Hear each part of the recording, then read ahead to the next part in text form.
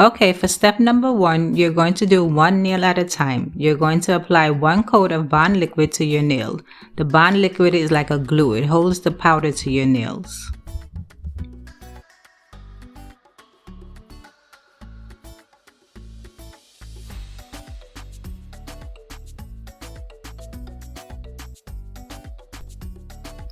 Now you're going to dip your nail into the clear powder at a 45-degree angle and shake off the excess powder. The clear powder is used to prevent staining of your natural nails. Now apply another coat of bond liquid to your nail and then dip it into the sparkly powder at a 45-degree angle and shake off the excess.